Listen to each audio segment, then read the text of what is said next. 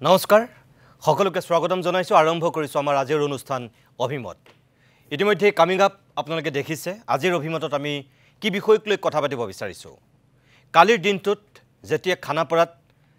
মুখ্যমন্ত্ৰী হিমন্ত বিশ্ব শৰ্মাই স্বাধীনতা দিৱসৰ কাৰ্যসূচীত অংশগ্ৰহণ কৰি আছিল সেই সময়তে হঠাৎ আলফাৰ এখন মেইল আহিছিল সংবাদ মাধ্যমলৈ আৰু তাৰ পিছতে ৰাজ্যজুৰি এক প্ৰকাৰ আতংকই বিৰাজ কৰিছিল তয়া নয়া সিঙি আৰক্ষী প্ৰশাসন ব্যস্ত হ'ব লগা হৈছিল সাংবাদিক ব্যস্ত হ'ব লগা হৈছিল আলফাৰ সেই মেইলখনক লৈ আৰু সেই মেইলত কি আছিল যে ৰাজ্যখনৰ কেইবাটাও স্থানত বোমা সংস্থাপন কৰাৰ খবৰ আলফাই নিজে সদৰি কৰিছিল আৰু কৈছিল যে কাৰিকৰী বিজুতিৰ কাৰণে কোনো বিঘিনি ঘটোৱা নহল আৰু সেই স্থানৰ জনসাধাৰণৰ সুৰক্ষাৰ স্বাৰ্থত সেই বোমাবিলাক তাৰ পৰা উদ্ধাৰ কৰিব লাগে আৰু তাৰ পিছত এই মুহূৰ্তলৈকে আপোনালোকক ক'ব পাৰো যে কালিয়ে নহয় আজিৰ দিনতো দিনৰ ভাগত আৰক্ষীয়ে এক প্ৰকাৰ বিভিন্ন প্ৰান্তত অভিযান চলাবলৈ বাধ্য হ'ল গুৱাহাটী মহানগৰীৰ ৮টা স্থানৰ ভিতৰত ৪টা স্থানত বোমা আৰু বোমা সদৃশ সামগ্ৰী উদ্ধাৰ হ'ল আৰু তাৰ পিছত ডিজিপিৰ পৰ্যায়ত সন্ধিয়াৰ ভাগলৈ ৰুদ্ধদ্বাৰ বৈঠক অনুষ্ঠিত কৰিবলৈ বাধ্য হ'ল আৰক্ষী প্ৰশাসন এতিয়া বিৰোধীয়ে প্ৰশ্ন কৰিছে যে মুখ্যমন্ত্ৰী তথা গৃহমন্ত্ৰীৰ গৃহ বিভাগ সম্পূৰ্ণৰূপে এই ক্ষেত্ৰত ব্যৰ্থ হৈছে আমাৰ যিখিনি বিশেষ চোৰাংচোৱা বিভাগ আছিল এই সকলোবিলাক ব্যৰ্থ হৈছে এক প্ৰকাৰ মুখ্যমন্ত্ৰীয়ে নৈতিক দায়িত্ব স্বীকাৰ কৰি আনকি পদত্যাগো কৰিব লাগে বুলি কেইবাগৰাকীও বিৰোধী নেতাই দাবী উত্থাপন কৰিছে আৰু এই বিষয়টোকে লৈ আজিৰ অভিমতত আমি এতিয়া কথা পাতিব বিচাৰিছোঁ আমাৰ মাজত আছে প্ৰাক্তন আলফা নেতা মৃণাল হাজৰিকা মই মৃণাল হাজৰিকাক অনুষ্ঠানলৈ স্বাগতম জনাইছো ৰাইজৰ দলৰ নেতা তথা মুখপাত্ৰ ৰাছেল হুছেইন ডাঙৰীয়াকো মই স্বাগতম জনাইছো বৰ্ণালী ফুকন কংগ্ৰেছ নেত্ৰী মুখপাত্ৰ বৰ্ণালী ফুকনকো স্বাগতম জনাইছো আৰু আছে সুভাষ দত্ত ভাৰতীয় জনতা পাৰ্টিৰ মুখপাত্ৰ দত্তকো মই স্বাগতম জনাইছো প্ৰথমতেই কালিৰ দিনটোত এই গোটেই ঘটনাটোক লৈ মুখ্যমন্ত্ৰী হিমন্ত বিশ্ব শৰ্মাই সংবাদ মাধ্যমৰ আগত কি কৈছিল মই আৰম্ভণিতে অকণমান দেখুৱাই ল'ব বিচাৰোঁ তাৰ পিছতেই ডিজিপি আৰু গুৱাহাটী মহানগৰৰ আৰক্ষী আয়ুক্তৰ দুটা ভাষ্য মই একেলগে আপোনালোকক দেখুৱাম পুলিচে বোমা পাইছে বা নাই পোৱা সেই বিষয়ে আপোনালোকক পুলিচে ক'ব মই মাত্ৰ এটাই অনুৰোধ কৰিম যে টাটাই অসমত ছেমি কণ্ডাক্টৰ ইণ্ডাষ্ট্ৰী আনিছে আৰু বহুত অসমলৈ বিনিয়োগ আহিব বহু বছৰৰ মূৰত অসমখনে অলপমান বিকাশ আৰু প্ৰগতিৰ মুখ দেখা পাইছে মই বোমা আছে নাই এই বিতৰ্কত নগৈ মই আলফাৰ সেনাধ্যক্ষ পৰেশ বৰুৱা ডাঙৰীয়াক অনুৰোধ কৰিম যাতে কোনো কাৰণতে আমি অসমত এনেকুৱা পৰিৱেশ সৃষ্টি কৰিব নালাগে যাতে বিনিয়োগৰ পৰিৱেশটো নোহোৱা হৈ যায় প্ৰায় 14 লাখ নিবনুৱা যুৱক যুৱতী আছে যদি উদ্যোগ নাহে আমাৰ অসমৰ যুৱকবিলাক কৰ্ণাটক অন্ধ্ৰপ্ৰদেশত সিকিউৰিটি গাৰ্ড হৈ গুচি যায় যদি অসমৰ যুৱকে অসমত নাথাকে কাক লৈ আমি অসমখনক উন্নত কৰিম বা স্বাধীন কৰিম তাৰতো কোনো অৰ্থই নাই সেইকাৰণে মই আশা কৰিম অসমত যাতে কোনো ধৰণৰ বিনিয়োগকাৰীসকলে চিন্তা কৰিব পৰা বাহিৰত অসমৰ নাম কৰবাত চেকা লগা আমি যাতে কোনো কাম অসমত নকৰোঁ আৰু সদায় আলাপ আলোচনাৰ মাজেৰে সমস্যাবোৰ সমাধান কৰিবৰ বাবে মই আগ্ৰহী আগতেও মই আলোচনাৰ কথা কৈছোঁ আজিও মই দোহাৰিছোঁ আৰু পৰেশ বৰুৱা ডাঙৰীয়াক বিনম্ৰতাৰে অনুৰোধ কৰিছোঁ যাতে অসমত কোনো কাৰণতে আমি বিকাশৰ যিটো ধাৰা তাক যাতে ম্লান কৰিব আমি নিদিওঁ হিমন্ত বিশ্ব শৰ্মাৰ বক্তব্যৰ সেয়া কিয়দাংশ পৰেশ বৰুৱাৰ প্ৰতি আহ্বান জনাই তেখেতে কালিৰ দিনটোত সেইখিনি কথা কৈছিল আৰক্ষী আয়ুক্ত দিগন্ত বৰা চিপিয়ে কালিৰ দিনটোতো কিছু বক্তব্য ৰাখিছিল আজিৰ দিনটোতো যিহেতু মুখ্যমন্ত্ৰীয়ে কৈছিল বোমা পাইছেনে নাই বোমা উদ্ধাৰ হৈছেনে নাই সেই সন্দৰ্ভত আৰক্ষীয়ে ক'ব মই একো নকওঁ গতিকে আৰক্ষী আয়ুক্ত দিগন্ত বৰাই আজিৰ দিনটোত কি কৈছে কালিৰ দিনটোৰ কথা বাদ দিছোঁ আজিৰ দিনটোত তেওঁ কেইবাটাও স্থানলৈ নিজে গৈছিল গৈ তেওঁ যিখিনি বক্তব্য তাৰে কিয়দাংশ মই এই মুহূৰ্তত আপোনালোকক দেখুৱাই লৈছোঁ আলফা স্বাধীনে যি এটা প্ৰেছ বিজ্ঞপ্তি দিছিলে য'ত কোৱা হৈছিলে যে গুৱাহাটীৰ বিভিন্ন স্থানত বোমা স্থাপন কৰা হৈছে গুৱাহাটী আৰক্ষীয়ে সেই যিখিনি সম্ভাৱ্য স্থান আছিলে প্ৰতিটো স্থানত তন্নকৈ পৰ্যবেক্ষণ কৰিছিলে যোৱাকালি আমি পাণবজাৰ আৰু গান্ধী বস্তিত বোমা সদৃশ দুটা বস্তু পাবলৈ সক্ষম হ'লোঁ আৰু আজি ৰাতিপুৱা ভাগত আমি সাতগাঁৱত এটা বোমা সদৃশ বস্তু পাইছোঁ আৰু তাৰ পিছত লাষ্ট গেটৰ য'ত আমি বৰ্তমান উপস্থিত আছোঁ তাত এটা বোমা সদৃশ বস্তু আমি পাইছোঁ যোৱাকালি যি দুটা বস্তু পোৱা গৈছিলে তাত এক্সপ্ল'চিভ জাতীয় কিবা আছিলে কিন্তু সেইখিনি এক্সপ্ল'চিভ হয়নে নহয় কেমিকেল এক্সামিনেশ্যনৰ পিছতহে আমি সঠিককৈ ক'ব পাৰিম আৰু যদি এক্সপ্ল'চিভ হয় কি ধৰণৰ এক্সপ্ল'চিভ বা তাৰ কেপাচিটি কেনেকুৱা লগত ডিটনেটৰ আছিলে আৰু ইলেক্ট্ৰনিক চাৰ্কিট আছে আৰু বেটাৰী আছে কিন্তু ট্ৰিগাৰিং মেকানিজমটো নাই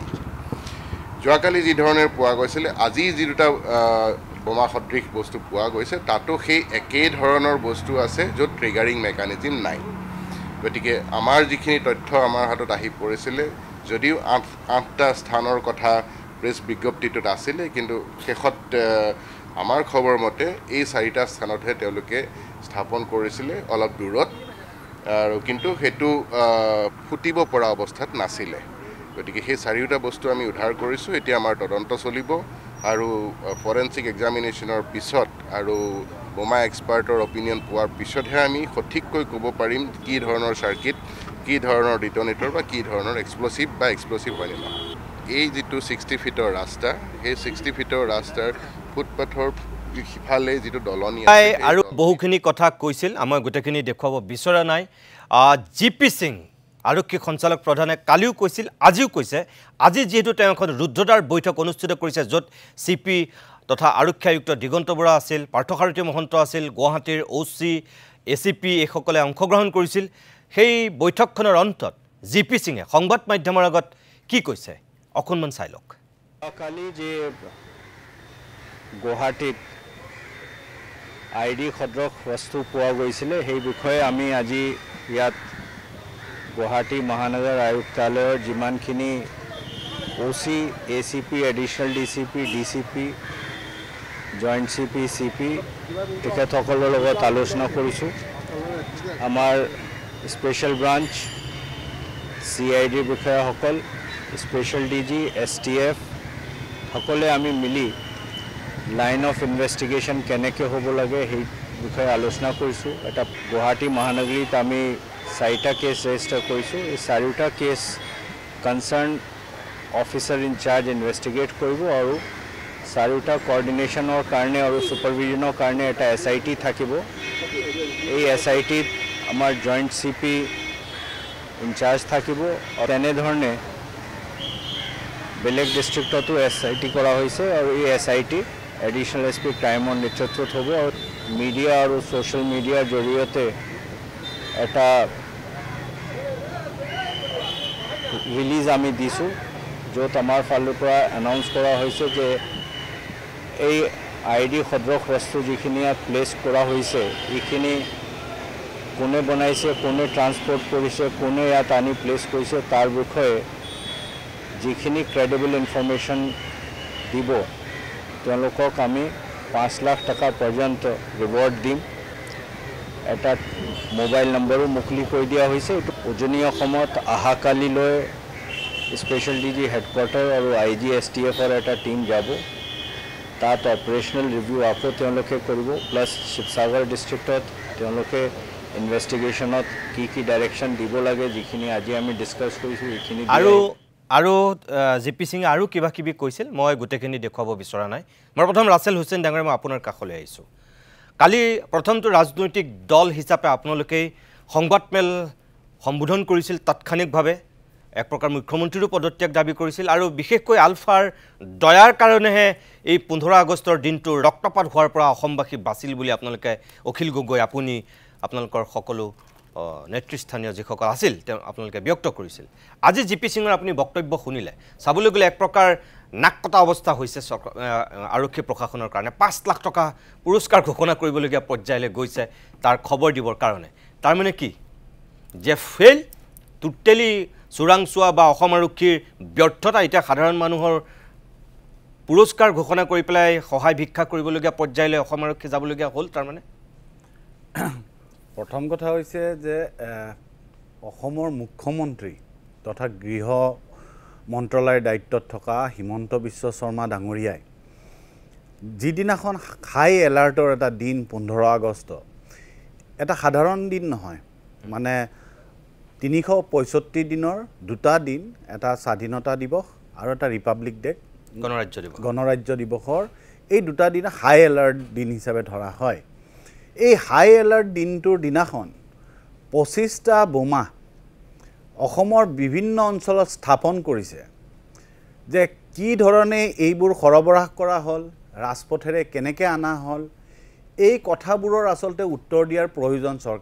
চৰকাৰখনৰ ইন্টেলিজেন্স আছে পুলিচ বাহিনী আছে বিশাল CID আছে তে এই গোটেই বাহিনীবোৰ ফেইল হৈছে কাৰণ আমি সেই কাৰণে আমাৰ অখিল গগৈ ডাঙৰীয়া যোৱাকালি তাৎক্ষণিকভাৱে সংবাদমেল পাতি মুখ্যমন্ত্ৰী গৃহমন্ত্ৰীৰ দায়িত্বৰ পৰা তেখেতে পদত্যাগ আৰু মুখ্যমন্ত্ৰীৰ দায়িত্বৰ পৰা পদত্যাগ বিচাৰিছো আমি দাবী কৰিছো কাৰণ কিয় যে এই মুখ্যমন্ত্ৰী গৰাকীয়ে বহুবলকী এই মুখ্যমন্ত্ৰী গৰাকীয়ে সময়ে সময়ে এনেকুৱা ধৰণৰ বক্তব্য ৰাখে যে শুনিলে এনেকুৱা লাগে যে পৰেশ বৰুৱা আৰু তেখেতৰ মাজত প্ৰায় সদায় বাৰ্তালাপ হয় আৰু পৰেশ বৰুৱা জানো এটা প্ৰক্সি অৰ্গেনাইজেশ্যন আলফা আৰু তেওঁ নিয়ন্ত্ৰিত কৰি আছে দিছপুৰৰ পৰা এনেকুৱা এটা তেওঁ ভাব দিব বিচাৰে যে কোনদিনাখন আলফা আহিব কথা পাতিব এইখিনি কথা আগবাঢ়িছে এইটো কথাত হেৰি আমাৰ আগবঢ়া নাই তেওঁৰ যিবোৰ বক্তব্য তাৰ পিছত এনেকুৱা লাগে যেন আলফাটো তেওঁৱে নিয়ন্ত্ৰণ কৰি আছে তেনেকুৱা এটা প্ৰেক্ষাপটত আলফাই 25টা বোমা অসমত সংস্থাপিত কৰিছে আৰু আৰক্ষীয়ে কোন ৰুটেৰে আহিছে গম নাপায় কাৰণ কিয় আপুনি বিগত সময়ছোৱাত 2021 চনৰ পৰা এই মুখ্যমন্ত্ৰী গৰাকীয়ে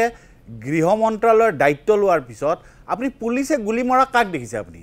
গৰু ব্যৱসায় সুফাৰী ব্যৱসায় আজি পুলিচৰ কাম কি আমাৰটো বহুত আৰক্ষী বিষয়া আমাৰ সহপাঠী আমাৰ আগত পিছত বহু আছে যিবোৰ এতিয়া আৰক্ষী অধীক্ষক হৈছে বা শীৰ্ষ আৰক্ষী বিষয়া হৈছে আমি গম পাওঁ প্ৰত্যক্ষভাৱে নহলেও পৰোক্ষভাৱে আমি গম পাওঁ যে আজিকালি পুলিচৰ কাম হল যে চৰকাৰী পৃষ্ঠপোষকতাত যিবোৰ সিন্ডিকেট খোলা হৈছে সেই সিন্ডিকেটবোৰৰ ট্ৰাকৰ নম্বৰবোৰত কোনবিলাক ট্ৰাক ৰাস্তাত ধৰিব নালাগে আৰু কোনবিলাক ট্ৰাক ধৰিব লাগিব যিবোৰত সিন্ডিকেটত পইচা নিদিয়ে সেইবোৰক গুলিয়াব লাগিব সেইটোৱে আজিকালি আৰক্ষীৰ কাম আৰু এই কামটো স্পষ্ট আৰু সেই কাৰণে বিগত সময়ছোৱাত আপোনালোকৰ সংবাদ মাধ্যমত দেখিছে যে আৰক্ষীয়ে বম আজি আলফাই বম আনা বা বম সংস্থাপন কৰা সেই কথা তেওঁলোকে গম নাপায় কিন্তু তেওঁলোকে কোনখন ট্ৰাকে সুফাৰীৰ সিন্ডিকেটৰ পইচা নিদিয়াকৈ সুফাৰী লৈ গৈছে আৰু গৰু লৈ গৈছে সেই ৰাজপথত খেদি তেওঁলোকে গুলিয়াব জানে আৰু সেই কাৰণে আৰু এটা কথা এই মুখ্যমন্ত্ৰী গৰাকীয়ে আৰক্ষীক আৰু কাৰণ কি আৰক্ষীক এইটো কৰোৱা হৈছে চৰকাৰে এইটো কৰোৱা হৈছে আৰু আৰক্ষীয়ে এতিয়া আৰক্ষী বাহিনী নাই তেওঁলোকৰ কোনো স্বতন্ত্ৰতা নাই তেওঁলোকে অকল দিছপুৰীয়া এই যি হিমন্ত বিশ্ব শৰ্মা আৰু দাদা ব্ৰিগেড তেওঁলোকে কেৱল আৰক্ষীক নাকত ঘূৰি চাকত ঘূৰাইছে তেওঁলোকৰ কেৱল নিজৰ স্বাৰ্থত আৰু বিগত সময়ছোৱাত যদি আপুনি পৰিসংখ্যাবোৰ চাই যিবোৰ মানে এনকাউন্টাৰৰ কাক এনকাউন্টাৰ কৰিলে কাক গুলিয়ালে তেতিয়া এই কথাবোৰ স্পষ্ট হৈ যাব আজি এতিয়া আপোনাৰ মূল বক্তব্য কি হ'ব ডিজিপিৰ সেই স্থিতিৰ পিছত না মূল বক্তব্য আজি ডিজিপি ডাঙৰীয়াই যিখিনি কথা কৈছে আজি ডিজিপি ডাঙৰীয়াটো অসম এৰি যাব ওলাইছে এতিয়া সংবাদ মাধ্যমত আমি শুনিছো কোনদিনাখন ডিজিপি ডাঙৰীয়া এতিয়া ডেপুটেশ্যনত যায় আজি এটাই কথা যে এই মুখ্যমন্ত্ৰী গৰাকীয়ে কি নৈতিকতাৰ আধাৰত গৃহমন্ত্ৰীৰ দায়িত্বত থকাৰ পিছত 25টা বোমা অসমৰ বিভিন্ন অঞ্চলত হদিয়াৰ পৰা ধুবুৰীলৈ এই গুৱাহাটী মহানগৰী বিভিন্ন অঞ্চলত সংস্থাপিত কৰাৰ পিছত আলফাৰ দৰে নিষিদ্ধ সংগঠনতে সংস্থাপিত কৰাৰ পিছত যদি তেওঁলোকে মেইল কৰি নজনালে হয় তেতিয়ালটো গমেই নাপালে এই চৰকাৰখনে ব্লাষ্ট হলে আমি অসমৰ জনগণে গম পালো হয় এই কাৰণে কৈছো যে কি নৈতিকতাৰ আধাৰত এই মুখ্যমন্ত্ৰী গৰাকীয়ে ক্ষমতাত থাকিব ইয়াৰ প্ৰশ্ন বিৰোধীক লাগিব ৰাইজৰ দলক লাগিব বৰ্ণালী ফুকন পৰেশ বৰুৱাই কিন্তু 14 আগষ্টৰ দিনাখন কৈছিল অসমৰ মানুহক বাহিৰলৈ ওলাবলৈ মানা কৰিছিল 6 বজাৰ পৰা সন্ধিয়া 6 বজাৰ ভিতৰত আৰু কৰবাত কিবা হ'ব পাৰে বুলি তেওঁ এটা বিবৃতি প্ৰেৰণ কৰিছিল আসলতে পৰেশ বৰুৱাৰ সেই কথাখিনিক এটা বুঢ়া বাঘৰ গুজৰণি বুলি ধৰিলে নেকি যে কোনো কাম নাই অসম আৰক্ষীয়ে বা চৰকাৰে যে বাহিৰত আছে পৰেশ বৰুৱা এতিয়া কাম নোহোৱা হ'ল সেই শক্তি নাই যেনেকৈ বুঢ়া বাঘৰ কাম নাই বুলি জংঘলত মানুহে কয় তেনেকুৱা পৰেশ বৰুৱাক সেই দিশেৰে চালে নেকি আসলতে নিতুমণি দা আজি সমগ্ৰ অসমবাসীৰ মনত উদয় হোৱা প্ৰশ্নটো হৈছে যে যোৱাকালি যদিহে সেই 25টা বোমা একেলগে বিস্ফোৰণ হ'ল হয় সেই কথা এতিয়া ভাবিলে সকলোৰে ভয় লগা হৈছে আজি চাওক গুৱাহাটী বাকি অসমৰ বাকি জেগাবিলাকৰ কথা বাদেই দিছো অসমৰ ৰাজধানী গুৱাহাটী যত হাজাৰ হাজাৰ আৰক্ষী সিকিউৰিটি ফোৰ্সেস ইফালৰ পৰা সিফালে পিনপিনাই ঘূৰি ফুৰে তাৰ পিছতো গুৱাহাটীৰ মাজমজিয়াত আলফাই বোমা পুতি থৈ যাবলৈ সক্ষম হ'ল এতিয়ালৈকে 4টা স্থানত ওলাইছে হয় বাকি কথা বাদেই অসম সেক্ৰেটাৰিয়েটৰ সন্মুখত যত কি এনি টাইম আৰক্ষী গিজগিজাই থাকে তাতো আলফাই বোমা পুতি থৈ যাবলৈ সক্ষম হৈছে অসমৰ যি গৃহ বিভাগ আছে অসমৰ যি ইন্টেলিজেন্স ডিপাৰ্টমেন্ট আছে তেওঁলোকৰ হাতত একো সংসূত্ৰই নাই যত নেকি আলফাই হকিয়াই দিছে তাৰ পিছতো গৃহ বিভাগৰ কিন্তু গা নলৰিলে অসমৰ ৰাইজে আজি প্ৰশ্ন কৰিছে যে এই অসমৰ গৃহ বিভাগ তথা ইন্টেলিজেন্স ডিপাৰ্টমেন্টৰ কেৱল একমাত্ৰ এটা কাম হৈছে নেকি যে এগৰাকী যিগৰাকী অসমৰ সৰ্বাধিক লোভিয়া এগৰাকী মহিলা আছে সেই মহিলাগৰাকীৰ সম্পত্তিক সুৰক্ষিত কৰা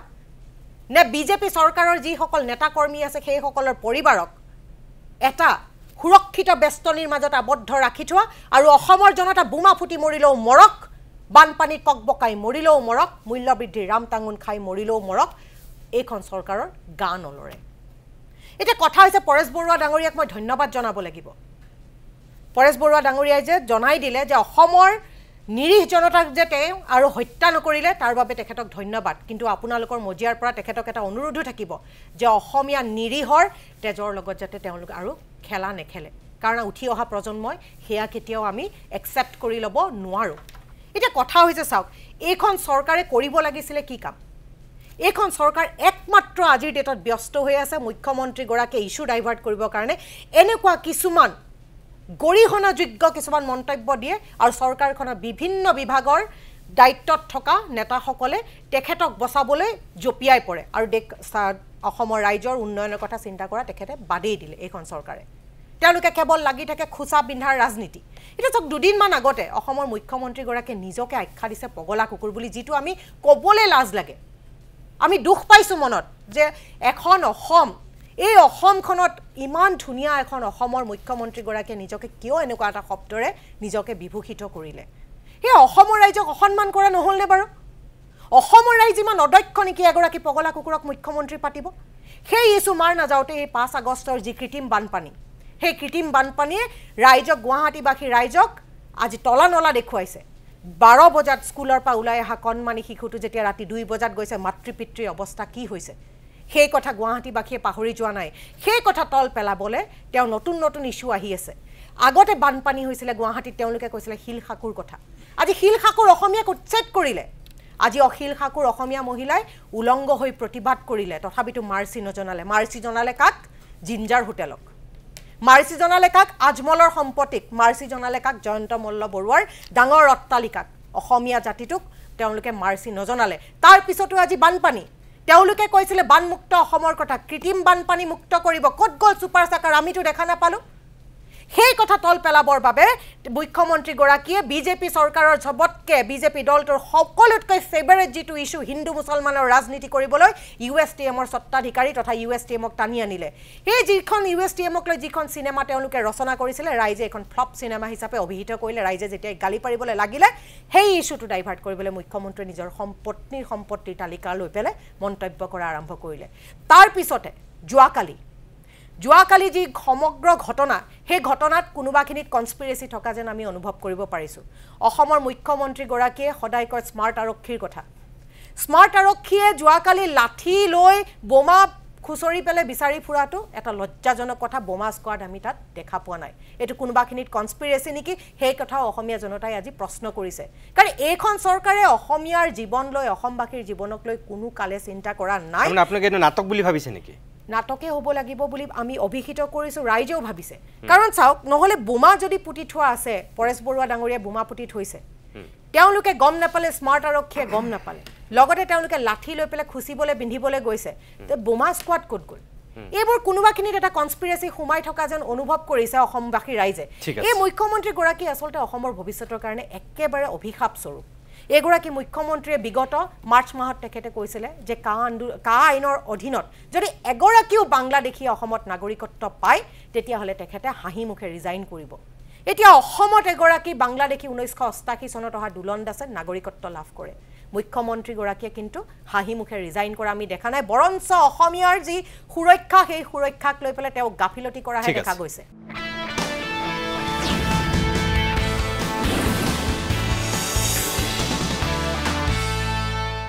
দুটা ৰাজনৈতিক দলৰ দুগৰাকী মুখপাত্ৰই চৰকাৰৰ বিৰুদ্ধে স্বাভাৱিকতে ক'বই আৰু তেওঁলোক বিৰোধী ৰাজনৈতিক দল যিহেতু মই মৃণাল হাজৰিকাৰ কাষলৈ আহিছোঁ এগৰাকী প্ৰাক্তন আলফা নেতা হিচাপে কালিৰ যিটো পৰিৱেশৰ সূচনা হ'ল আৰু সামগ্ৰিকভাৱে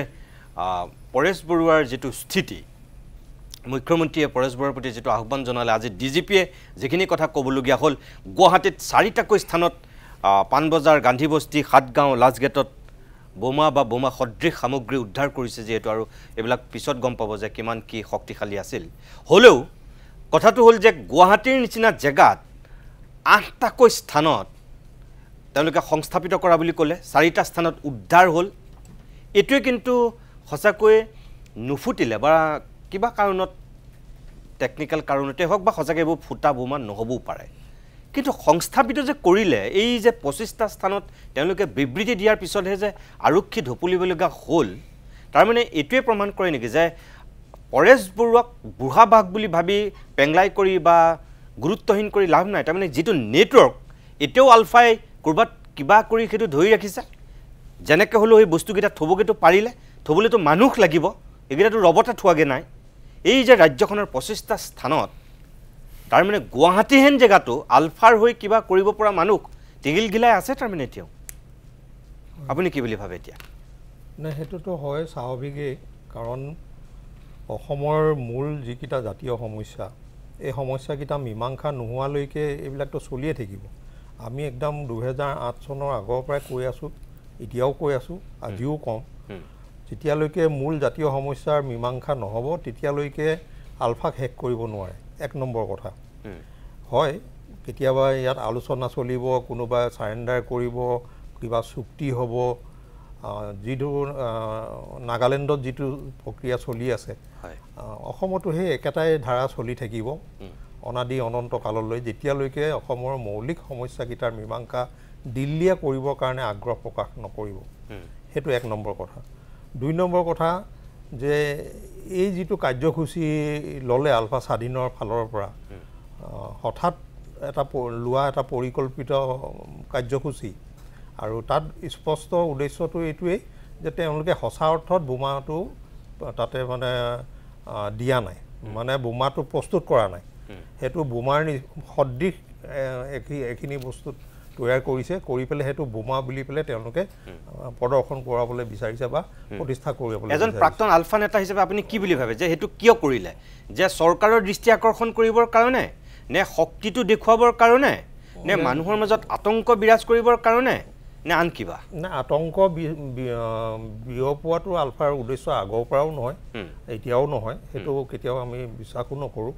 কিন্তু মূল কথাটো হ'ল যে এই যে তুচ্ছ তাচ্ছিল্য কৰাৰ যিটো মানে এটা পৰিৱেশ এটা তৈয়াৰ হৈছে শেহতীয়াকৈ আমি দেখিছোঁ ছ'চিয়েল মিডিয়াতে হওক বা আপোনালোকৰ পৰ্দাতে হওক বিভিন্নজনে এই ৰাজনৈতিক দলৰ কোনোবাই হওক বা অন্য কোনোবাই হওক আলফা সম্পৰ্কত বৰ তুচ্ছ তাচ্ছিল্য কৰিবলৈ লোৱা আজিকালি প্ৰায় দেখা যায় এইটো কেতিয়াও গ্ৰহণযোগ্য কথা নহয় কাৰণ আলফাটো এনেকুৱা এটা শক্তি ই মানে তেজৰ বিনিময়ত গঢ় লোৱা শক্তি আৰু ই অসমৰ জাতীয় স্বাৰ্থত আপোচবিহীনভাৱে কৰি থকা এটা প্ৰক্ৰিয়াৰ মাজত চলি থকা এটা শক্তি গতিকে তাত উত্থান পতন আছে মাজে মাজে ই কেতিয়াবা নিশেষ কৰিছে নাইকিয়া হৈছে বা দুৰ্বল হৈছে কিবা হৈছে কিন্তু ইয়াক শেষ কৰিব নোৱাৰে যেতিয়ালৈকে সমস্যাখিনি মীমাংসা নহয় যেতিয়া আপোনাৰ আলোচনা হৈছিল আপোনাৰ অনুপ চেতিয়াহঁতৰ লগত যেতিয়া চুক্তি হৈছিল তেতিয়াতো কোৱা হৈছিল আলফা শেষ আলফা আৰু নাই এতিয়াৰ পৰা না আমিতো তেতিয়াও জানো যে এইটো শেষ নহয় কৰিব নোৱাৰে কাৰণ আমাৰ চুক্তিখনত মূল যিখিনি সমস্যা সেই সমস্যাখিনি এড্ৰেছ হোৱা নাই বা সেইখিনিৰ মীমাংসা হোৱা নাই অসমৰ ৰাইজে দেখিছেতো চুক্তিখনত কি আছে আৰু সেই কথাখিনিতো যিসকলে এতিয়াও সেইখন পথাৰত আছে দায়িত্ব লৈ আছে তেওঁলোকেতো সেই কথাখিনি বুজি পায় গতিকে তাকতো আগবঢ়াই নিবলৈ চাবই তাৰমানে আপুনি ক'ব বিচাৰিছে পৰেশ বৰুৱা এটা শক্তি দেখুৱাবৰ কাৰণে এই স্থিতিটো ল'লে নিশ্চয়কৈ সেইটোৱে হ'ব আৰু আলোচনা কথাটো কৈ থকা হৈছে মাজে মাজে মুখ্যমন্ত্ৰী ডাঙৰীয়াৰ লগতো আলোচনা তেওঁলোকে কৰি থাকে বোলে অভাৰ ফোনত এই কথাটো মুখ্যমন্ত্ৰী ডাঙৰীয়াই নিজেও কৈছে কিন্তু কথাটো হ'ল এই যে আলোচনালৈ আহক বুলি কৈ থাকে দিল্লীয়ে হওক দিছপুৰে হওক যেটো সদিচ্ছা যেটো আন্তৰিকতা কিহৰ ভিত্তিত আহিব আলোচনা কৰিবৰ কাৰণে আলোচনা কৰিবলৈ আহিলে যেনিবা কি পাব বা কি দিব সেই সদিচ্ছাটো দিল্লী আছেনে দিছপুৰৰ বাৰু সেই ক্ষমতাটো নাই দিব পৰাৰ কিন্তু দিল্লী আছে জানো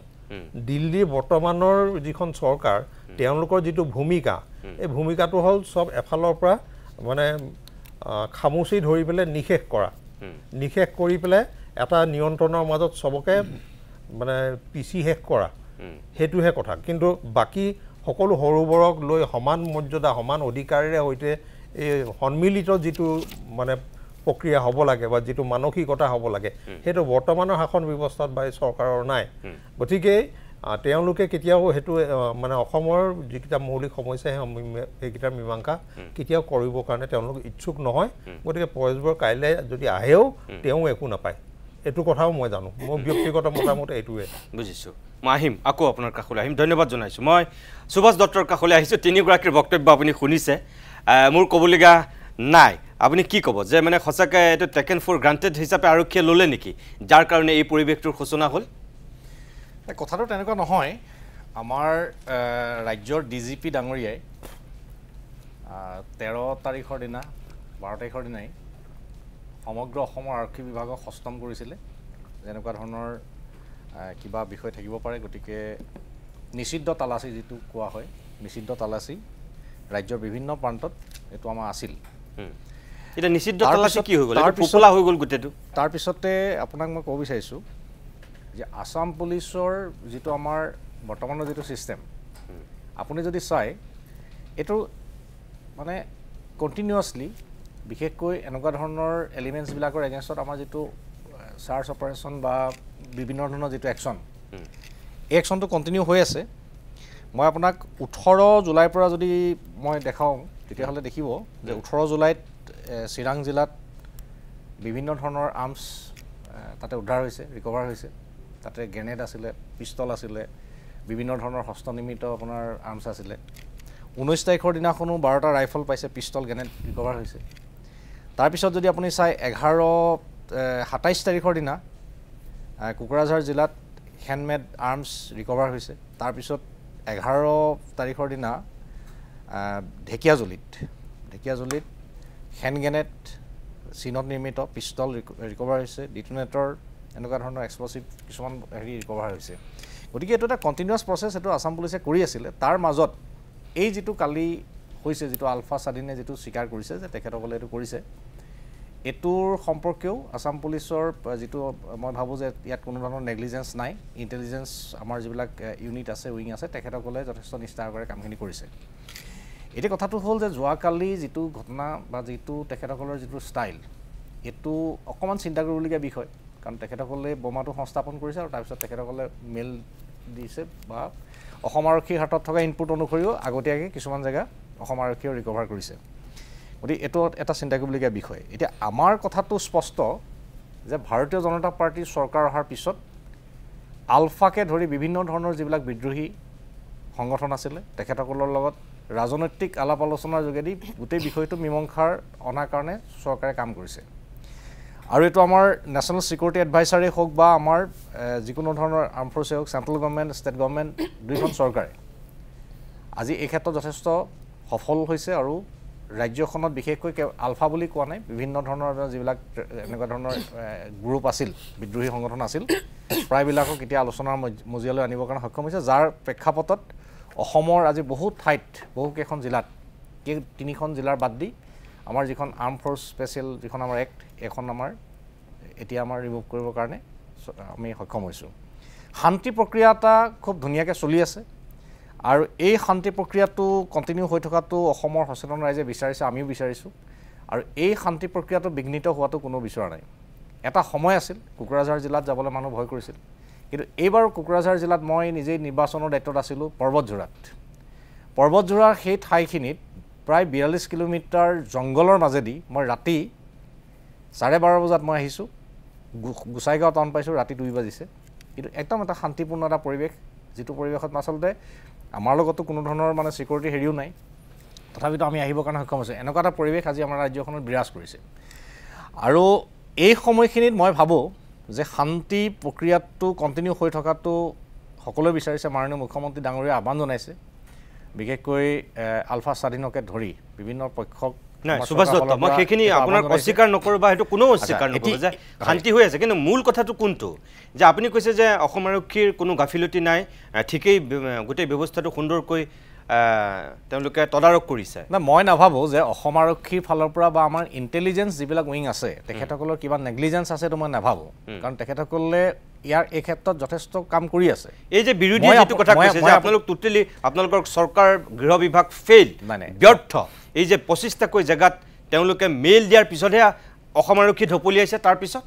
নিজেতো কতো কোৱা নাই ডিজিপিয়ে কি বুলি কৈছিল আগদিনাখন যে আপুনি কোৱাটো হয় ডিজিপিয়ে কৈছিল যে আপাৰ অসমৰ তিনিচুকীয়াৰ অঞ্চলত আলফাৰ এটা দলে প্ৰৱেশ কৰিছে তাত কুটাঘাট হ'ব পাৰে বুলি কৈছিল কিন্তু অসমৰ যে এনেকৈ গোটেই খোপা জায়গাত এনেকৈ 25টা জায়গাত আলফাই বোমা স্থাপন কৰিব ডিজিপিটো কোৱা নাছিল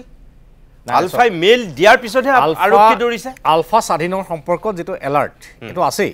কিন্তু এতিয়া হঠাৎ তেখেতসকলে 15 আগষ্টৰ দিনাখন এনেকুৱা ধৰণৰ 25টা জায়গাত এনেকুৱা ধৰণে কৰিব এটো আচলতে মানে এটা ধাৰণা নাছিল মোৰ মতে মই ভাবো যে এনেকুৱা ধৰণৰ কোনো হেৰি নাছিল নাই সুভাষ দত্ত আৰু যেটো কথা কৈছো 2004 চনত ধেমাজিত যেটো কাণ্ড হ'ল কালি যদি তেনেকুৱা এটা ঘটনা হৈ গ'লহেতেন তেতিয়া কি হ'লহেতেন আমি প্ৰভু পৰমেশ্বৰ ভগৱানক ধন্যবাদ জনাইছো যে অসমখন ৰক্ষা কৰিছে অসমখন বাচিছে কোনো ধৰণৰ এনেকুৱা ধৰণৰ হতাহতৰ ঘটনা হোৱা নাই আৰু আমি কামনা কৰোঁ যাতে কোনো ধৰণৰ এনেকুৱা ধৰণৰ অপ্ৰীতিকৰ পৰিস্থিতি নহওক আৰু বিৰোধী দল হিচাপে তেখেতসকলে বিষয়খিনি সমালোচনা কৰিছে মই তেখেতসকলক সন্মান সহকাৰে কথাখিনি কৈছো যে বিৰোধী দল হিচাপে তেখেতসকলৰ সমালোচনা তেখেতসকলে কৰিব এটো তেখেতসকলৰ এটো দায়িত্ব কিন্তু আমাৰ অসম আৰক্ষী যিসকল বিষয়া তেখেতসকল পলিটিচিয়ান নহয় ৰাজনীতিবিদ নহয় বা আমাৰ যিবিলাক ইণ্টেলিজেন্স উইং আছে বা যিবিলাক আমাৰ আৰ্ম ফোৰ্স আছে তেখেতসকল পলিটিচিয়ান নহয় এতিয়া কথাখিনি আমি যেতিয়া সমালোচনা কৰিবলৈ যাতে এনেকুৱা হ'ব নালাগে যাতে আমাৰ এই যিসকলে নিষ্ঠাসহকাৰে দেশখনৰ সুৰক্ষাৰ কাৰণে লাগি আছে তেখেতসকলৰ যাতে মনোভাৱ ভাগি নাযায় হেতু প্ৰতি আমি লক্ষ্য ৰাখিব লাগিব ৰাজনীতিবিদ হিচাপে আমাক সমালোচনা কৰক মুখ্যমন্ত্ৰী ডাঙৰীয়া সমালোচনা কৰক আমি সমালোচনাটো শুনিব লাগিব কাৰণ কেলে আমি চৰকাৰত আছো চৰকাৰখন আমি চলাইছো এতিয়া আমাৰ সব দুটা কথা মই মিনাল দায়ো এটা কথা কৈছে ৰাজনৈতিকভাৱে আলফাৰ সমস্যাটো সমাধান হোৱাটো অসমৰ প্ৰত্যেকজন সচেতন ৰাইজে বিচাৰে 2001 চনৰ পিছত যেতিয়া ৰাজ্যখনত শান্তি প্ৰক্ৰিয়াটো যেতিয়া আৰম্ভ হৈছে প্ৰয়াত মাননীয় প্ৰধান মুখ্যমন্ত্ৰী তৰুণ গগৈ ডাঙৰীয়াৰ চৰকাৰ দিনৰ পৰা সৰ্বানন্দ সোণোৱাল ডাঙৰীয়াৰ চৰকাৰ বা ডক্টৰ হিমন্ত বিশ্ব শৰ্মা ডাঙৰীয়াৰ চৰকাৰলৈকে এই যেটো আমাৰ এটা কন্টিনিউয়াস যেটো এটা প্ৰসেস চৰকাৰৰ ইয়াৰ যোগেদি ৰাজ্যখনৰ শান্তি প্ৰতিষ্ঠা হৈছে আৰু ৰাজ্যখনত শান্তিৰ বাতাবৰণ এটা অহাৰ কাৰণে আজি ৰাজ্যখনৰ উন্নয়ন হৈছে আজি 6 লাখ কোটি টকা আমাৰ জিএসডিপি এটা উন্নত এটা পৰ্যায়লৈকে আমাৰ ৰাজ্যখন আহিছে আজি টাটা গ্ৰুপে আজি 27000 কোটি টকাৰ ব্যয় সাপেক্ষে ইয়াত এটা ইউনিট এটা স্থাপন কৰিবৰ কাৰণে আজি আগবাঢ়ি আহিছে বিভিন্ন প্ৰান্তত আজি আমাৰ সৰু সৰু যিবিলাক আমাৰ এমএসএমই বিলাক এতিয়া স্থাপন হৈছে এটা ৰাজ্যখনৰ এটা বাণিজ্য আৰু উদ্যোগৰ এটা পৰিৱেশ ৰচনা হৈছে এনেকুৱা এটা অৱস্থাত এটো আমাৰ শাসক বিৰোধী সকলোৰে আমাৰ এটো দায়িত্ব যাতে ৰাজ্যখনৰ শান্তি প্ৰক্ৰিয়াটো যাতে অব্যাহত থাকে আৰু এই সময়খিনিত আসলতে ময়ো ভাবো যে আলফা স্বাধীনে যিখিনি যেটো তেখেতসকলৰ যেটো ষ্ট্ৰেটেজি সেই ষ্ট্ৰেটেজি লগত ডিপ্লোমেটিক্যালি যিখিনি টেকল কৰিব লাগে এইখিনি আমাৰ চৰকাৰ ফালৰ পৰা আমাৰ কৰিব আৰু বাকি আমাৰ ৰাসেল হোসেন ডাঙৰীয়া যিবিলাক কথা যিকিটা বিষয় আনিলে বিশেষকৈ গৰু চোৰৰ কথাই হওক ড্ৰাগছ মাফিয়াৰ কথাই হওক বা এনেকুৱা ধৰণৰ যিবিলাক এলিমেন্টছ আছে এইবিলাকৰ সম্পৰ্কে ৰিপ্লাইটো হৰমিত সিং নামৰ এজন পুলিচ অফিচাৰ আছে তেখেতক দায়িত্ব দি থোৱা আছে ক'ত কেটা চোৰ আছে ক'ত কেটা ডকাইত আছে কোনে ড্ৰাগছৰ বেপাৰ কৰে কোনে গৰু চোৰ কৰে এইবিলাক ৰিপ্লাই তেখেতসকলে দিব এতিয়া আমাৰ কথাটো হ'ল কি সেইখিনি ৰিপ্লাই আমি নিদো সেইখিনি পলিটিক্যাল ৰিপ্লাই নহয় হেতু দায়িত্ব তেখেতক দিয়া আছে হৰমিত সিংক দিয়া আছে তেখেতে এই ৰিপ্লাইখিনি দিব কিন্তু আমি সমাজৰ এজন সচেতন নাগৰিক হিচাপে আমাৰ প্ৰত্যেকৰে এটো দায়িত্ব যে ৰাজ্যখনৰ যেটো শান্তি প্ৰক্ৰিয়া এই শান্তি প্ৰক্ৰিয়াটো যাতে বিঘ্নিত নহয় আৰু এই ক্ষেত্ৰত কেৱল মই আমাৰ চৰকাৰখনৰ কথাই কোৱা নাই তৰুণ গগৈ ডাঙৰীয়াৰ চৰকাৰৰ পৰা বৰ্তমানলৈকে যেটো এটা ইনিচিয়েটিভ আমাৰ ৰাজ্যখনত হ'ল ৰাজ্যখনৰ শান্তি প্ৰক্ৰিয়াটো ঘূৰি আহিব লাগে সেই প্ৰক্ৰিয়াটো আমাৰ ৰাজ্যখনৰ এটা শান্তিপূৰ্ণ এটা অৱস্থান বৰ্তমানলৈকে আহিছে আৰু মই ভাবো যে এটো কন্টিনিউ হৈ থাকিব লাগে আৰু বাকি গোটেই কথাখিনি ৰাজনৈতিকভাৱে কূটনৈতিকভাৱে যেনেকৈ ধৰণে সমাধান কৰিব লাগে আমাৰ ৰাজ্য চৰকাৰ আগ্ৰহী কেন্দ্ৰীয় চৰকাৰ আগ্ৰহী আৰু মোৰ দৃঢ় বিশ্বাস যে আমাৰ চৰকাৰ এই ক্ষেত্ৰত সফল মই ধন্যবাদ জনাইছো কিন্তু মই সুভাষৰ কাষলৈ আকৌ আহিম মৃণাল হাজৰিকাই যিখিনি কথা কৈছিল সুভাষ দত্ত সেই খণ্ডত একো কোৱা নাই যে যেটো সদিচ্ছা মুখেৰে কৈ থাকিলে নহ'ব নহয় যেটো আন্তৰিকতা পৰেশ বৰুৱাৰ যিটো স্থিতি মুখ্যমন্ত্ৰী হিমন্ত বিশ্ব শৰ্মাই শপত গ্ৰহণ কৰাৰ পিছত প্ৰথমটো যি 15 আগষ্ট আছিল আলফাই সেই স্বাধীনতা দিৱস বৰ্জন কৰা নাছিল মুখ্যমন্ত্ৰীৰ প্ৰতি সদিচ্ছা প্ৰকাশ কৰি আনকি পৰেশ বৰুৱাই বিবৃতি দিছিল আলফাৰ ইতিহাসতে প্ৰথমবাৰৰ কাৰণে স্বাধীনতা দিৱস চাগে বৰ্জন নকৰা সেইটোৱেই পৰিৱেশ আছিল কিন্তু তাৰপিছত কি হৈ গ'ল সেই আন্তৰিকতা সেই সদিচ্ছা না অসম চৰকাৰ না কেন্দ্ৰীয় চৰকাৰে দেখুৱাইছে নে নাই যেটো মৃণাল হাজৰিকাই কৈছে আপোনালোকে মুখেৰে কৈ থাকিলে নহ'ব সেই আন্তৰিকতা সেই সদিচ্ছা দেখুৱাব পাৰিব লাগিব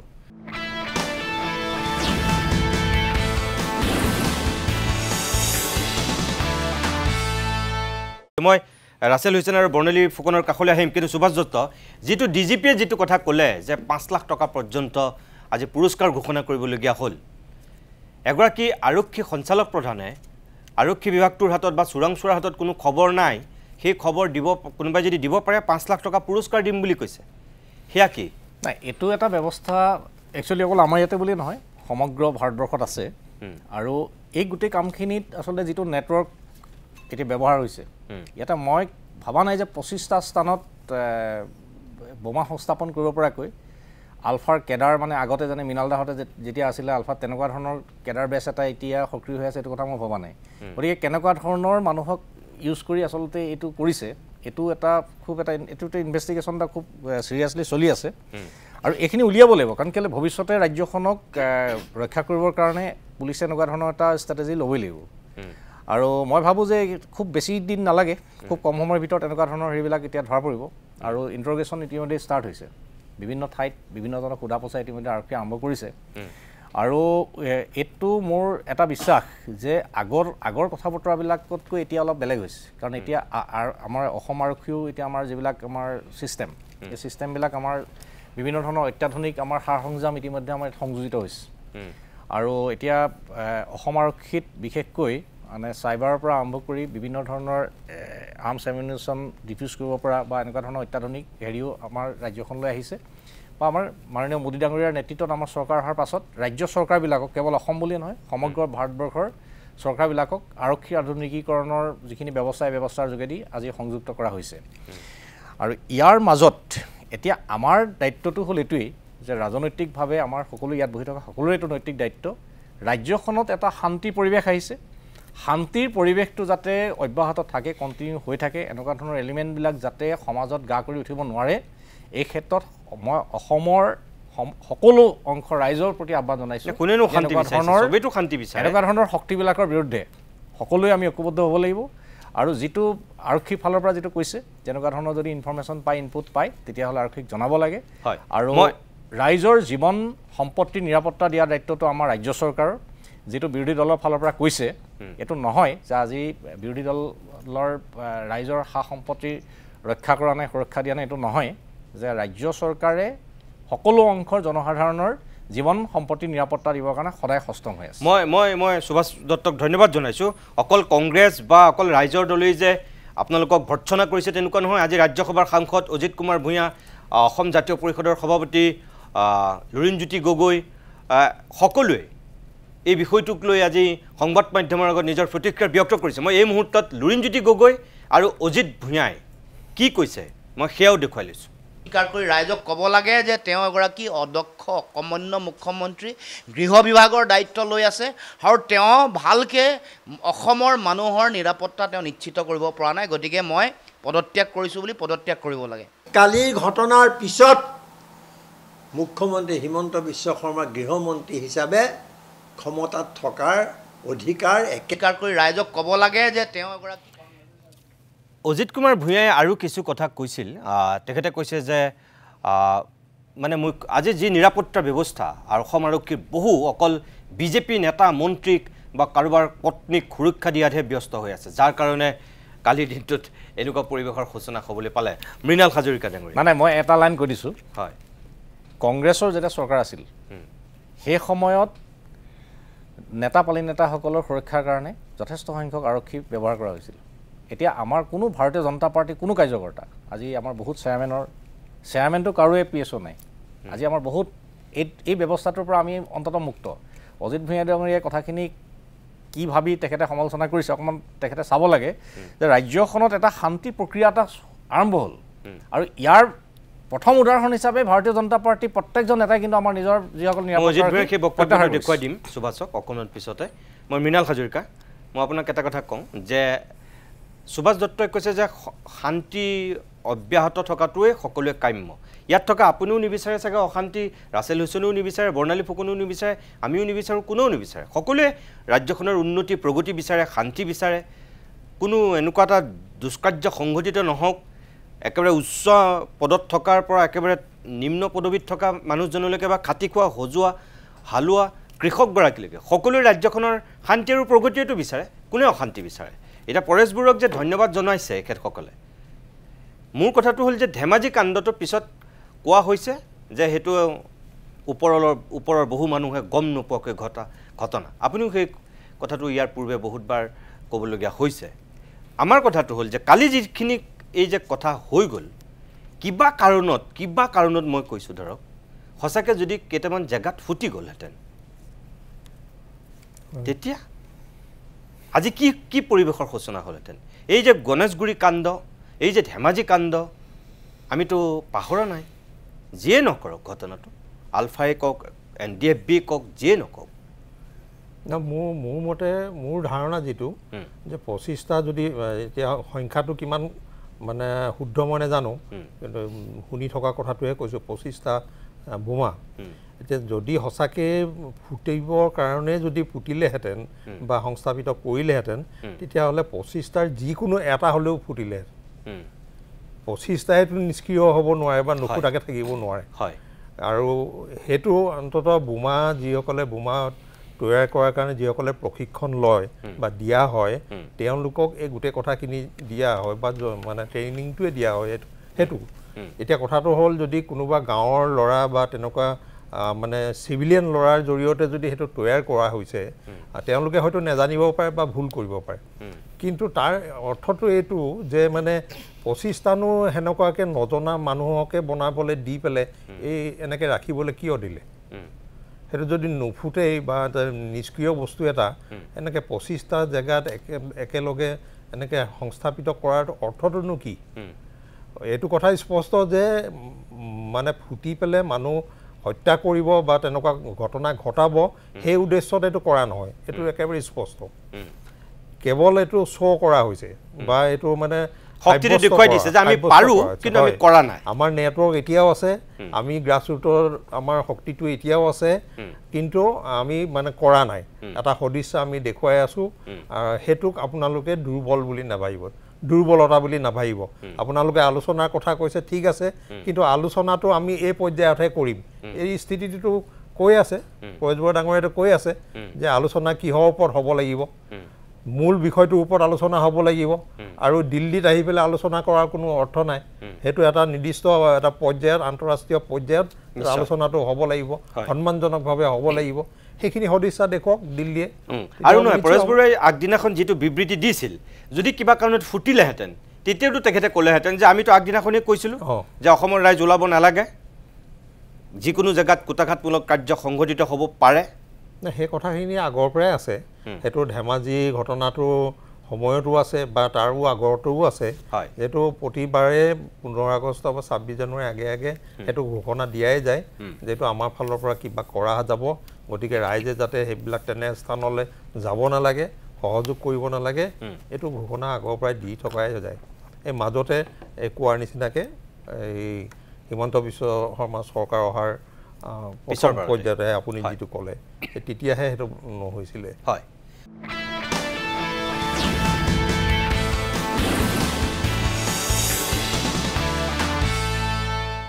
গুৱাহাটীতে আজি আপুনিতো চিপিৰ বক্তব্য নিজে শুনিছে আৰু এটা বাইক চলোৱা হেলমেট লৈ এনেকৈ কেচিৰে গৈ পেলাই কাটিছে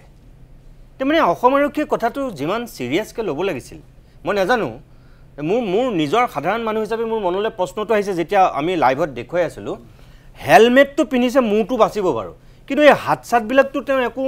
নাই কি হাতবিলাক লোহাৰৰ নেকি এইটো বোমাটো ফুটি গ'লে কি এইবোৰ হাত ভৰি নিচিগিব নে কি তাৰমানে তেওঁতো একো পিন্ধি লোৱা নাই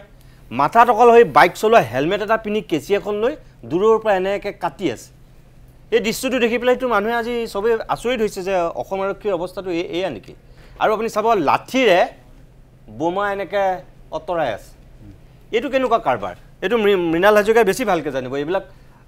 যদি সঁচাকৈ বোমা সদৃশ বস্তু হয় কিবা কাৰণত যদি ব্লাষ্ট হৈ গ'লহেঁতেন এইটোতো বৰ ডাঙৰ কথা হ'লহেঁতেন তাৰমানে পুলিচে কিমান চিৰিয়াছকৈ লৈছে এই কথাটো চাওক পুলিচ হ'ল এতিয়া এটা স্বতন্ত্ৰ সংস্থা হ'ব লাগিছিল কিন্তু পুলিচ হ'ল এতিয়া দিছপুৰৰ এটা আজ্ঞাবাহী এটা সংস্থালৈ পৰিণত হৈছে আপুনি এটা কথা চাওক এই আজি গোটেই ডিছকাশ্যনটোৰ আলোচনাটোৰ মৌলিক প্ৰশ্নটো হ'ল যে আলফাই অসমৰ 25টা ঠাইত বোমা থলে সেই বোমাটো বোমা হয়নে নহয় সেই কথাটো ইতিমধ্যে গুৱাহাটীৰ আৰক্ষী আয়ুক্তই আপুনি দেখালে যে বোমা সদৃশ তাৰমানে বোমা সদৃশ মানে কি যে সেইটো বোমা হয় দেখাত বোমাই এটা অৰ্থাৎ দেখাত বোমাত হয় বস্তু এটা লৈ আহিছে তাৰমানে আপুনি ৰিভলভাৰ এটা মই হাতত লৈ গুৱাহাটীৰ ৰাজপথৰ মাজেৰে গৈছোঁ ৰিভলভাৰটোৰ ভিতৰত গুলি আছে নে নাই এইটো ডাঙৰ কথা নাই কিন্তু আৰক্ষীয়ে দেখাই নাই যে মই ৰিভলভাৰটো লৈ মুকলিভাৱে এতিয়া বোমা সদৃশ বোমা 25টা সংস্থাপিত কৰা হ'ল সেইকেইটাতো আচল বোমা হ'ব পাৰিলে হয় সেই আচল বোমাকেইটা আলফাক মই ধন্যবাদ জনাইছোঁ আজি আলফাৰ অনুগ্ৰহত অসম চৰকাৰ চলিছে এতিয়ালৈকে কিন্তু 25টা ওলোৱা নাই নাই মানে চাওক আলফা এখন মেইল কৰিলে ক'লে যে এইকেইটা বোমা সদৃশ বা বোমা নহয় কিন্তু এইকেইটা আমি এই তেওঁলোকৰ শক্তিটো দেখালে কিন্তু তেওঁলোকে সেইকেইটা ব্লাষ্ট নহ'ল তাৰমানে কি যদি ব্লাষ্ট হোৱা বোমাটো তাতে থ'ব পাৰিলে ইতিমধ্যে যিহেতু থৈছে তাৰমানে আলফাৰ অনুগ্ৰহত অসমৰ মানুহ সুৰক্ষিত হৈছে এই চৰকাৰখনৰ অনুগ্ৰহত নহয় তাৰমানে বিগত সময়ছোৱাত আইন শৃংখলা পৰিস্থিতি কি পৰ্যায়লৈ গৈছে যিকোনো মুহূৰ্তত আলফাই কোটাঘাট সংগঠিত কৰিব পাৰে তেওঁলোকৰ এই ক্ষমতাটো আছে আৰু দ্বিতীয় কথাটো হৈছে ইয়াত দুটা সেইকাৰণে মৌলিক প্ৰশ্নটোৱে হ'ল যে চৰকাৰখন সম্পূৰ্ণ বিফল হৈছে আৰক্ষী সম্পূৰ্ণ বিফল হৈছে আৰু যিটো বম স্কোৱাড বুলি ক'ব লাগে স্মাৰ্ট পুলিচ যি বুলি কয় যে বাৰে বাৰে পুলিচৰ মানে চৰকাৰে কয় স্মাৰ্ট পুলিচ তাত বম স্কোৱাডত হেলমেট পিন্ধি কেনে লাঠি দিটো আৰু চোৱাটো এইটো মানে এটা আশ্চৰ্যজনক কথা দ্বিতীয় কথাটো হৈছে যে আজি মই এটা কথা কৈছোঁ অসমৰ মুখ্যমন্ত্ৰীগৰাকী আচলতে হয় কি যেনেকৈ আমি কওঁ যে ভুৱা বাবা ভুৱা মৌলবী তাৰমানে আচল মৌলবী আৰু আচল বাবা হ'লে বহুত ভাল হ'ব সমাজখন এই ভুৱা মৌলবী আৰু ভুৱা বাবা এইটোতো আৰু ভয়ানক এই মুখ্যমন্ত্ৰীগৰাকী আচলতে কি তেওঁ যেতিয়া কলেজত আছিল কটন কলেজত আলফা তেওঁ কৰাৰ নামত আলফাৰ ধন দাবী কৰাৰ নামত তেওঁৰ তাত কিমান 90 লাখ টকা নে কিমান টকা তেওঁৰ হোষ্টেলত পোৱা নাছিল জানো তেওঁ আলফা আছিল নে আলফা নাছিল আজিলৈ কোনো গম নাপায় আজি তেওঁ অসমৰ মুখ্যমন্ত্ৰী হ'ল তে যি জাতীয় নায়ক বুলি কয় ডাইনামিক লিডাৰ বুলি কয়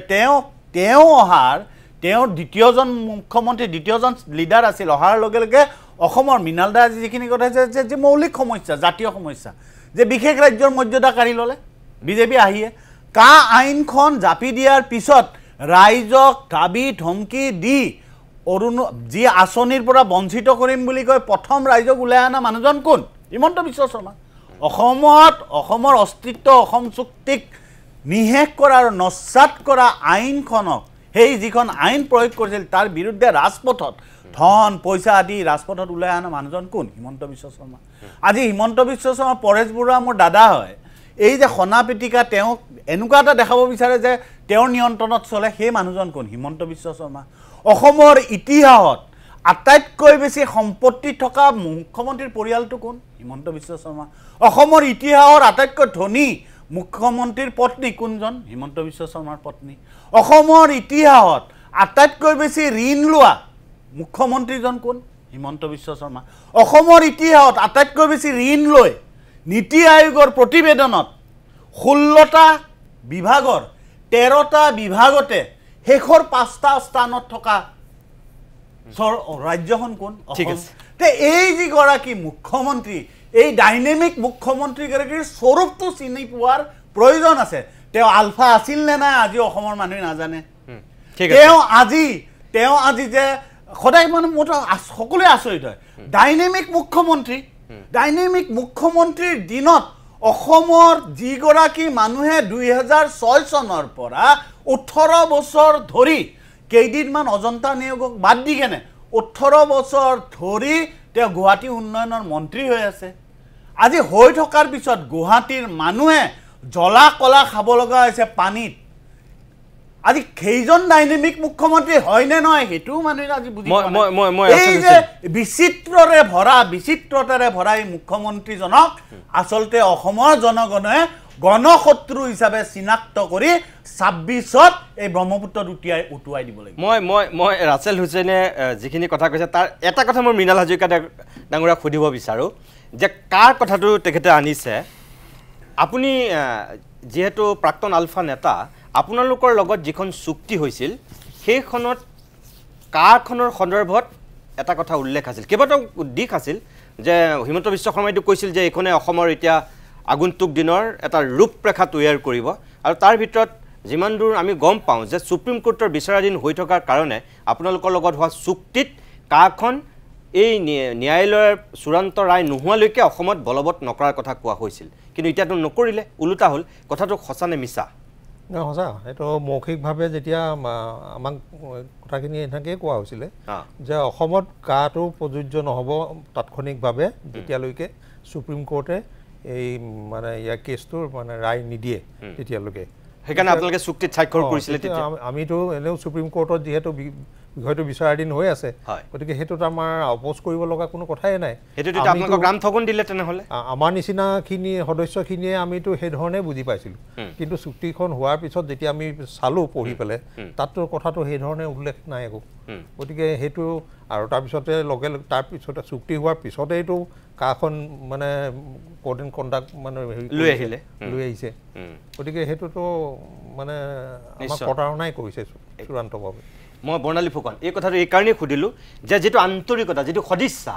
পৰেশ বৰুৱা বহু দূৰত এখেতসকলৰ লগত হোৱা চুক্তিখনৰকে সেই কথাটো কোৱা হৈছিল কিন্তু সেয়া কি কৰিলে ফুটুকাৰ ফেন তেতিয়াহ'লে মানুহে কেনেকৈ আস্থাত ল'ব এতিয়া আচলতে এই চৰকাৰখনৰ ওপৰত মানুহৰ আস্থা হেৰাইছে এতিয়া কাৰ কথা আমি দেখিছোঁ এই দুলন দাসক 1988 চনত অহা দুলন দাসক অসমৰ নাগৰিকত্ব দি দিলে য'ত নেকি মুখ্যমন্ত্ৰীগৰাকী নিজ মুখেৰে কৈছিল আস্ফালন কৰি কৈছিলে যে এগৰাকীও বাংলাদেশীক অসমৰ নাগৰিকত্ব দিয়া নহয় কা আইনৰ জৰিয়তে যদিহে দিয়া হয় তেখেতে মুখ্যমন্ত্ৰী পদ ত্যাগ কৰিব কিন্তু সেই কথা আমি দেখা নাপালোঁ আচলতে আমি যি উঠি অহা প্ৰজন্ম তথা বৰ্তমানৰ অসমৰ নাগৰিকে সন্ত্ৰাসবাদটো বৰ বেছি ভাল নাপায় আমি সন্ত্ৰাসবাদ নিৰ্মূল হোৱাটো বিচাৰোঁ আৰু সন্ত্ৰাসবাদ নিৰ্মূল কৰিবৰ কাৰণে চৰকাৰখনৰ সদিচ্ছা থকাটো জৰুৰী আৰু অৰ্থনৈতিকভাৱেও আমাৰ ৰাজ্যখনে আগুৱাই যাব লাগিব তেতিয়া সন্ত্ৰাসবাদ নিৰ্মূল হ'ব আৰু সন্ত্ৰাসবাদৰ কাৰণে সৰ্বাধিক ক্ষতিগ্ৰস্ত হ'ব অসমৰ উঠি অহা যুৱচাম আজি সন্ত্ৰাসবাদী হ'বলৈ কোন যাব যদিহে সন্ত্ৰাসবাদে গা কৰি উঠে আমাৰ অসমীয়া যুৱচামেই যাব গতিকে এইসকলৰ স্বাৰ্থত দেশৰ অৰ্থনৈতিক কথা চিন্তা কৰাটো অতি প্ৰয়োজনীয় হৈ পৰিছে আজি চাওক ডাঙৰীয়া আমাৰ সুভাষ দত্তদেৱে কংগ্ৰেছৰ চৰকাৰৰ কথা ক'লে কিছুমান কথা কিন্তু এটা কথা তেওঁ স্পষ্টকৈ নক'লে যে কংগ্ৰেছ চৰকাৰ চলি থকা সময়ত দুগৰাকী মুখ্যমন্ত্ৰীৰ পত্নী কিন্তু আমাৰ ডক্টৰ হেমপ্ৰভা শইকীয়ানী বাইদেউ আৰু ডলি গগৈ বাইদেউ কেতিয়াও কিন্তু এই সম্পত্তিৰ তালিকা লৈ পেলাই বিতৰ্কিত হ'ব লগা হোৱা নাছিলে এতিয়া কথাটো হৈছে চাওক কংগ্ৰেছ চৰকাৰৰ বিগত 15 বছৰ কালত কেৱল মাত্ৰ 30 লাখ কোটি টকা ধাৰ আছিলে তাতে বিজেপি আস্ফালন কৰিছিলে কিন্তু বৰ্তমান কংগ্ৰেছ যোৱাৰ কেইটা বছৰ হ'ল 10টা বছৰে সম্পূৰ্ণ হোৱা নাই তাতে এই চৰকাৰখনে আজি 1.5 লাখ আজি 30 হাজাৰ কোটি টকা আছিলে আজি চাওক এই চৰকাৰখনে 1.5 লাখ কোটি টকাতকৈ ওপৰত ঋণত গ'ল বৰ্ণালী মই দুখিত আৰু সময় দিব নোৱাৰিম মই এটা লাইন কমপ্লিট কৰিব লাগিব চাওক যি হাৰত এই ঋণ বৃদ্ধি পাইছে অসমৰ ভৱিষ্যত আজি অন্ধকাৰ আৰু অসমৰ ৰাইজেও আপোনালোকে জনা উচিত যে কোনো এটা দল তথা কোনো এখন চৰকাৰে ঋণৰ বোজা নলয় আপোনালোকৰ বংশানুবংশক্ৰমে এই সমূহ ঋণৰ বোজা লৈ আপোনালোকৰ পৰিয়ালসকল গৈ থাকিব লাগিব গতিকে আপোনালোকৰ চৰকাৰৰ যি অনুৎপাদনশালী যিবোৰ স্কিম সেই স্কিমবিলাকক নৎসাত কৰক আৰু আপোনালোকে ভৱিষ্যত প্ৰজন্মক সুৰক্ষা দিয়ক এই বিজেপি চৰকাৰখন সম্পূৰ্ণৰূপে ব্যৰ্থ হৈছে ডাঙৰীয়া চাওক আজি ইকনমি আমাৰ একমাত্ৰ ইকনমি আমাৰ ডাউন হৈ গৈছে একমাত্ৰ এটাই কাৰণ যে আমাৰ যি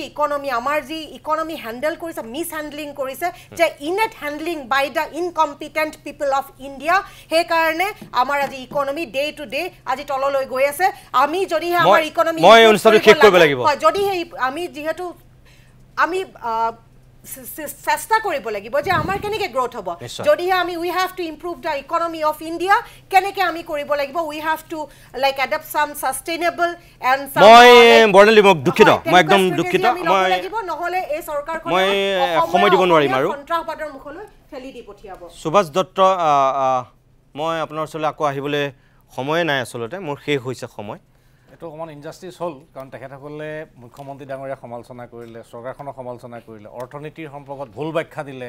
তাৰ পাছতো মই একো উত্তৰ দি নগ'লে মোৰ চাকৰিয়ে যাব সঁচা কথা ক'বলৈ গ'লে এতিয়া এটা কথা চাওক যে আজি দলি বাইদেউৰ কথা কৈছে ডক্টৰ হেমপ্ৰভা শইকীয়া ডাঙৰীয়ানীৰ কথা কৈছে তেখেতসকলৰ বেকগ্ৰাউণ্ডটো বেলেগ কিন্তু এটা কথা মনত ৰাখিব যে ৰিণিকী ভূঞা শৰ্মা ডাঙৰীয়ানীৰ দেউতাক এজন উদ্যোগী যেতিয়া অসমত উদ্যোগ প্ৰতিষ্ঠানৰ কোনো ধৰণৰ পৰিৱেশ নাছিল তেতিয়া তেখেতৰ দেউতাকে ইয়াত উদ্যোগ স্থাপন কৰিছিল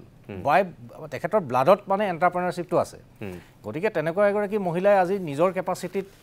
তেখেতে উদ্যোগ প্ৰতিষ্ঠান কৰিছে এণ্টাৰপ্ৰেনাৰশ্বিপ কৰিছে অৰ্থনৈতিকভাৱে তেখেতৰ উন্নতি হৈছে তেখেতক আচলতে যিখিনি সমালোচনা কৰিছে সেই সমালোচনাৰ যোগেদি এগৰাকী উদ্যোগী মহিলাক আচলতে আক্ৰমণ কৰা হৈছে আৰু মই ভাবোঁ যে এইটো এটা ইনজাষ্টিছ তেখেতক এটা অন্যায়ভাৱে তেখেতক আক্ৰমণ কৰা হৈছে মুখ্যমন্ত্ৰী ডাঙৰীয়া সমালোচনা কৰক মোৰ ক'বলগীয়া একো নাই কিন্তু এগৰাকী মহিলা উদ্যোগী হিচাপে তেখেতক